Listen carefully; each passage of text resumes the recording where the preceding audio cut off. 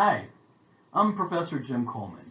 I'm the instructor for Bio 431, the Biosphere. I recorded the slideshow just so you can find out a little bit more about me as a person and as a professor. Some of you might know me already, some of you don't, but in either case, I really look forward to getting to know you and working with you in this class. So, I was born in Pittsburgh, and I consider Pittsburgh my hometown, even though I've lived in a lot of other places. On the bottom left, you can see a picture of me when I was 4 years old. And I guess I was kind of cute then. My wife wanted to save the picture. I didn't. And I'm sorry I'm not so cute now. Next to me here is a picture of Franco Harris catching a ball that was the Immaculate Reception, the game the Steelers won in 1972, where they beat the Raiders and made the playoffs for the first time with this very controversial catch. And one of my claims to fame is I was there. Next to Franco Harris is a Minio's Pizza. Pittsburgh is made up of a series of ethnic neighborhoods. I happen to be Jewish by culture. I lived in a Jewish neighborhood, a Polish neighborhood, there was Italian neighborhood, there was black neighborhoods, and Greek neighborhoods. It was a very interesting place, but there was lots of great ethnic food. And Minio's Pizza was amazing and still is amazing, and not surprisingly then, I love pizza. On the bottom right is a picture of the Oakland neighborhood in Pittsburgh, and back in the early 1900s, in this case 1910. And that's what it looked like then. If you went there now, you would see the University of Pittsburgh covering everything. You'd see the big tall building called the Cathedral of Learning you may have seen, and you'd also see parts of one of the largest and most renowned medical centers in the world. And so Pittsburgh has transformed as a city since 1910 in a lot of ways, and Pittsburgh transformed the lives of my parents. So both of my parents were first-generation college students. They and all of their friends went to Pitt because Pitt was the public commuter school that was pretty cheap. So they could live at home, they could go to school, and they graduated and their friends graduated, and some became businessmen and doctors and lawyers or social services or education and lots of other careers, and then Pitt transformed their lives, and they helped to transform Pittsburgh. And so I'm a huge fan of public higher education. This is what I believe in, that the transformational power of university education to launch people onto lives where they become meaningful and successful, however those individuals decide it. For my parents, my dad went into civil rights and social services and then into higher education. And my mom started out as a special education teacher and then became a social worker who worked with people having organ transplants. I thought I'd take a couple minutes just to introduce my family to you. That's one way to get to know me a little bit better. And I've been blessed with a really interesting, nice, and diverse family. So the pictures of my immediate family are on my right, on the right of the slide, top right, with my stepson, he's pictured in the bottom right. So let me just tell you a bit about each of them. On the far right is my brother, Howard. Howard is 7 years older than me. He was my hero. He was a hippie in the 1970s. My family was very liberal. He went to a school called Antioch, which at the time was sort of known as the hippie school. And then he got his law degree from the University of Washington. And now he's a chief investment officer and general counsel for a small wealth management company in Seattle. Next to him is his wife, Linda. Linda is my brother's second wife. Linda is half black and half Puerto Rican. She's also a lawyer. She now works at Yale University, and she's responsible for compliance for all of Yale's research using human subjects. Next to Linda is my niece Hannah. Hannah is the daughter of my brother with his first wife, Chris, and Chris was a Chinese American. So Hannah is half Chinese and half Jewish, and she went to Colby College, and then she did a Fulbright scholarship in Columbia in South America that I'll say something about in a second. She is got her master's in public health, and she works as in public health, working with clinical trials at UCLA in Los Angeles. Next to Hun is me, and then next to me is my wife Adele, and you'll get to meet Adele in Bio 431. She's going to talk about project management. Adele and I met on Match.com. We were an early Match.com couple, and we've been married for 24 years. Next to Adele is Alvaro. Alvaro is Hannah's husband. Hannah met Alvaro in Bogota when she was there after her Fulbright scholarship. And Alvaro is a sound engineer. And then next to Alvaro is Aaron. Aaron is Hannah's brother. Aaron was also the product of my brother's first marriage. And Aaron is an economist, and he works in LA. And then next to Aaron are my deceased parents, my dad Mo and my mom Greta. And I'll say a little bit more about them later, but they were very important people in my life, and I was really lucky to have parents who loved me and really supported me. On the bottom left are two of the most important organisms in my life, my two dogs. There's Annie, the golden retriever, and Hallie, our Bichon Frise. They're both getting old now, but they're still both give me lots of joy. And I'm on the autism spectrum, and so I bond much better with dogs probably than I do with people. In the bottom middle, that's me with Hannah and Alvaro's first child, Miles, when he was first born. He's 5 now, and he has a brother, Gabo, that's 2. They're both bilingual in Spanish and English. Alvaro often talks Spanish to them. Hannah talks mostly English. It's really cute to see, for me, a 2-year-old that's completely bilingual. And then at the bottom right is my stepson, Chuck. Chuck graduated from the Naval Academy.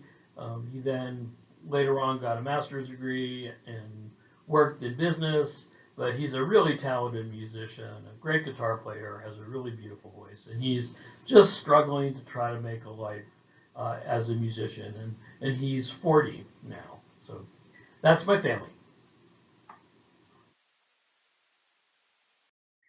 So I wanted just to tell you a bit more about my dad. As I said, my father was one of Pittsburgh's civil rights leaders, and he died a couple years ago. And this slide shows two things that really will tell you a bit about me. On the right was an obituary that the Pittsburgh Post-Gazette published when my father died. And in the article, one of the former mayors of Pittsburgh called my dad the connective tissue of Pittsburgh. And my dad spent his life trying to find connections between people from all sides of political spectrums and from all sides of ethnicities and diversities, and to find some common ground so people could move forward. And he was an amazing fixture in Pittsburgh for that. And I also mentioned that my dad was really involved in the civil rights movement. So on the left side of the slide, you can see the monument in Pittsburgh called Freedom Circle or Freedom Corner, which is the corner in the Hill District of Pittsburgh, which at that point was the African American neighborhood in Pittsburgh. And that is where all of the marches in the 60s started from. And in the front of that picture, you see the circle, and that circle has a bunch of names in it in the various and especially in the blues and the blue circle that goes around the bluish gray circle. And if you ever visit Freedom Circle in Pittsburgh, you'll see my dad there. And the point of showing you this is just to let you know that issues of diversity and inclusion and equity have been so fundamental in my life. And I want to make sure that we make our class as inclusive and to some degree equitable as we can. So where did I go to school and what did I major in? So my undergraduate degree, so I'm starting at the bottom left, was at the University of Maine, and I was a forestry major. And you can see me back when I was 50 pounds lighter, holding a pole that was going somewhere between 50 to 80 feet up into a spruce tree, trying to cut off some branches so we could see whether we could find spruce budworm egg masses and whether those egg masses were parasitized by a wasp that we were trying to use for biological control. When I graduated the University of Maine, I thought that maybe I was going to want to go into the Peace Corps. And at the time, the Peace Corps needed foresters and plant pathologists more than any discipline. And I thought, well, I was interested in tree diseases. So I thought I would get a degree in a master's in plant pathology and then go to the Peace Corps. And I went to Virginia Tech because my mentor at Maine had a good friend at Virginia Tech, and that seemed like an okay place to go. Now, while I was at Virginia Tech, I kind of had an epiphany that led me to want to be a scientist, and I'll tell you about that in a second, as a career. And I managed to get into the doctoral program at Yale University School of Forestry and Environmental Studies. And my doctoral dissertation looked at how plants respond to ozone air pollution in a way that changes their dynamics with insects and diseases. And when I was there, then I got very interested in how plants defend themselves from insects and diseases. And that's why I have the cartoon on the right, just for kind of a joke about plant defense.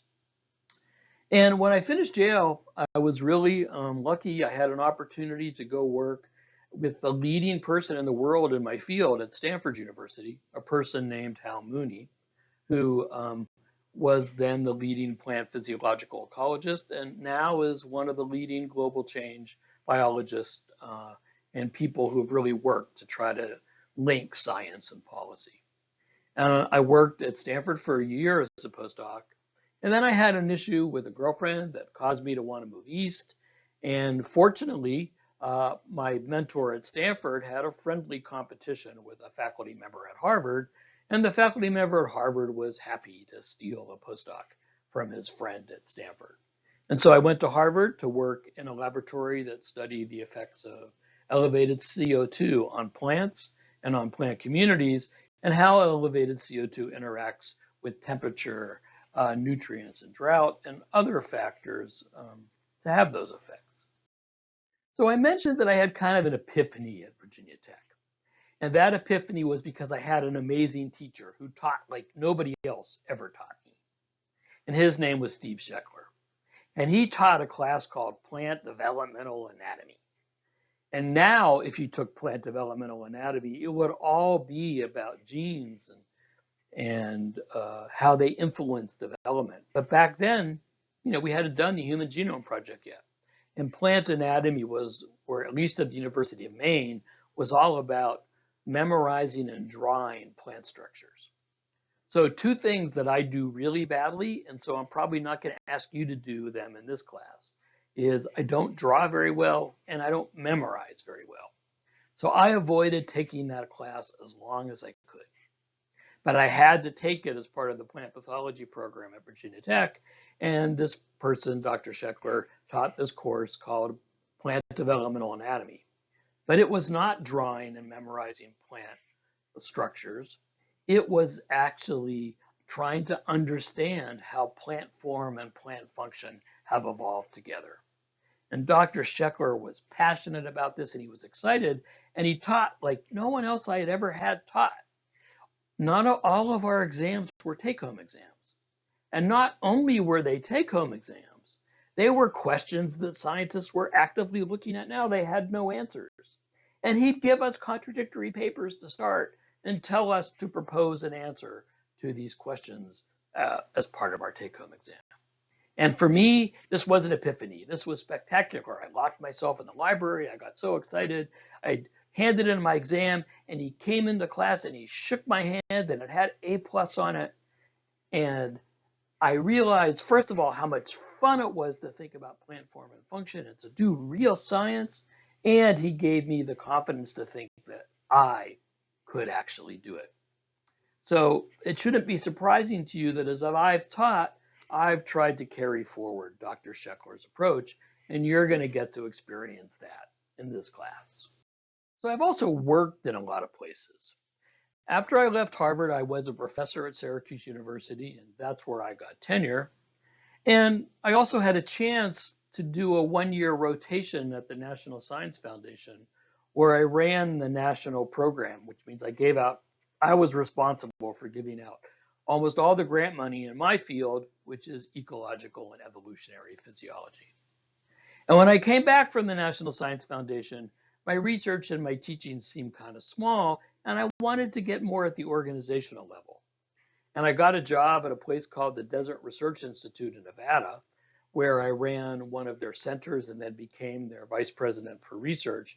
And that is where I did a great deal of work on elevated CO2's effects on ecosystems in the desert and also in the grassland, and really was the most productive part of my scientific career. I left DRI because I had a chance to become the vice chancellor for research at the University of Missouri and had an opportunity to go to spectacular school, Rice. And after Rice, I had been the vice president for research for a long time. And I was interested in getting back down into the academy where I was closer to faculty and to students. And I became dean of the College of Humanities and Sciences at VCU in Richmond. Then I became provost at Northern Arizona University and then the University of Arkansas and then finally here. And now I'm a faculty member at Greensboro and just really happy to be here teaching this class with you. So all of my research has been about plants and ecosystems and how they respond to environmental stress.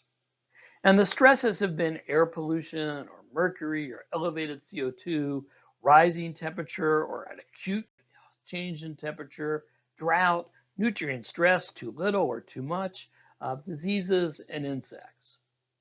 And so that's been my scientific interest. But I also want you to know that I understand what it is like to feel stressed, having suffered in my life from depression and anxiety and other forms of stress. And hopefully I can be very empathetic to you if those are issues that you might have. So I want to take a minute to talk about mental health. I've been teaching at UNCG since fall 2021, and I've recognized that many students have challenges with depression, with anxiety, with ADHD, with being bipolar, and just other general mental health challenges. So I'm going to talk about mental health a lot in class. I care about it a lot. I've suffered with depression most of my life, and at times it's been very acute. I've suffered with general anxiety for much of my adult life, and I'm also on the autism spectrum. So I've experienced a lot of my own mental health challenges, which I've had to work my way through.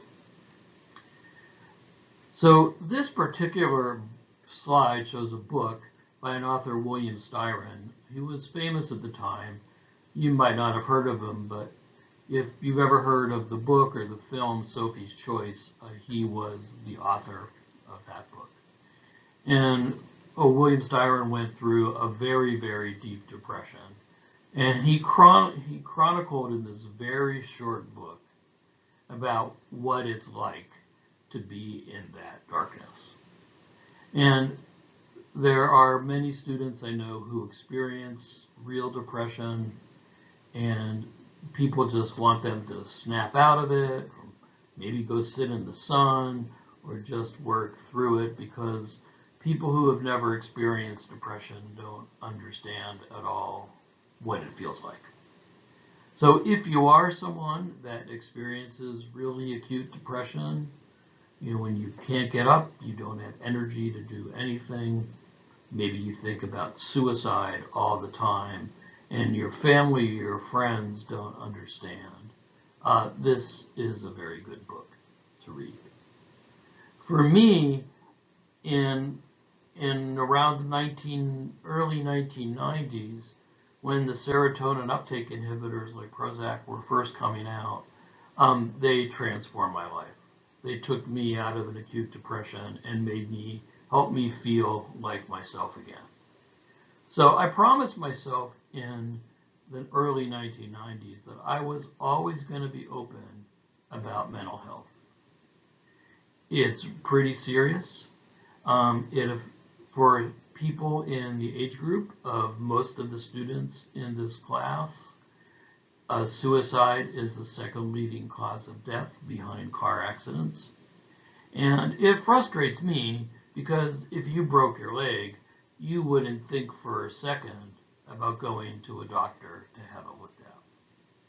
But if you're suffering from acute depression or anxiety or just the weight of what's going on in your life, it becomes a stigma or it's wrong to go seek help. So I will constantly remind you that it is really important to seek help. I'm trained in mental health first aid, and I will work with any of you. I've walked several students over to the health center. I've had several students talk to me about their challenges, and for some of them, it was the reason to go and get help, and now they're doing a lot better. So please stay attuned to your mental health. And the world's stressful right now. It's ridiculously stressful. And this can lead to triggers that really cause the diseases that we've talked about. So anyway, I don't want to be dark and mean, but I don't want to be dark. I don't want to make it feel terrible. But mental health is really important. And if you suffer from anxiety that debilitates you, or depression that makes you can't get out of bed, or you can't recognize yourself because you feel so empty, that's a disease. It's not something you can snap your fingers, and it's a disease that can be treated. So real quickly, this is the diagram of my research career, of the things that I've studied. And I'm not going to spend a lot of time with this. You'll learn about this over the class. But you can see that I've been interested in plants and how they relate to insects and diseases, and ultimately how ecosystems respond to global change.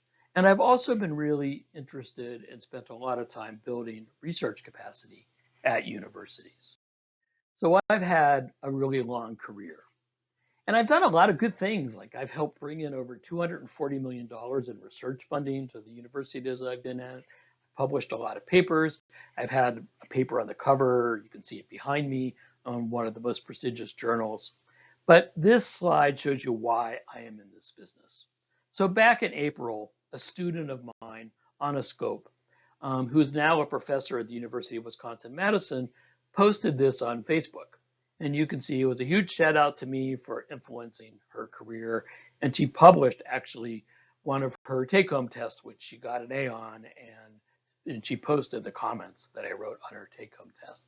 And then thanking me for giving her the confidence to pursue science. Now, Anna is a full professor at Wisconsin. She's won the university's major teaching award, and she's also active in major active nationally in diversity in STEM, and she's also a leader in merging art and science. And anyway, when Anna posted this, I had several other of my ex-students chime in with the same similar feelings. And I can tell you that as a teacher, what I am most proud of are the students who, for whatever reason, have found me or my class something that has really helped to propel or even transform their lives. So in this class, we are going to study the biosphere. And the biosphere is made up of the Earth's biomes. And we are going to try and study the biomes. We're going to try to think about each biome as a complex system. And then if you can think of something as a system, you can think about what happens when something perturbs it. And one of the interesting things about systems is you can do something over here and it can have an effect over here.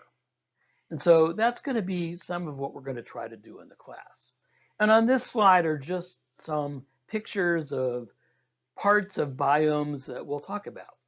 There's monarch butterflies on an aster that I saw the other day, which is beautiful. The next slide is me. You can barely see me in the tundra in Rocky Mountain National Park. And I love the tundra. It is my favorite ecosystem. You can see a wetland in Colorado. You can see an experiment that you're going to read about where we tried to see how deserts respond to elevated CO2. You'll learn about hardwood forests and coniferous forests like here that you can see from Hanging Rock in North Carolina. We'll learn about river systems. Well, here at the bottom left, you can see me on Lake Louise in the Canadian Rockies, and you can see the boreal forests that are behind it. And then next to that, you can see Flagstaff, Arizona, where I lived, and you can see the aspens next to the mountains. And the aspens are, again, part of a succession in in coniferous forest to the west.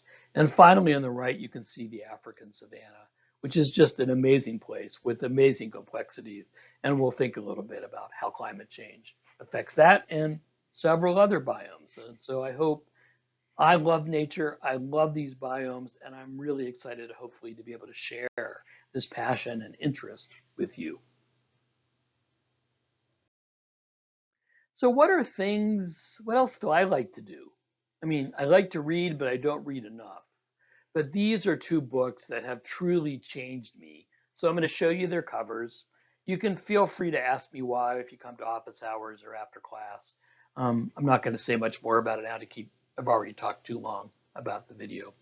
But I would recommend both of these to you.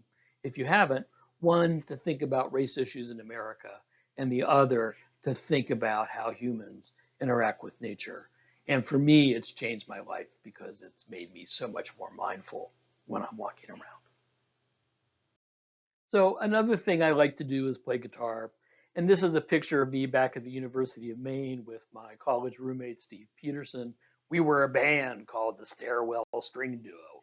And why were we the Stairwell String Duo? Because we practiced in a stairwell. But anyway, I still play guitar. I don't sing very well, but I also play piano. And at the end of this video, I'll play you a little song because, we're going to sing the Biosphere Blues a little bit in the class. And I also play piano. One of the things I'm probably proudest about myself is I actually taught myself how to play piano.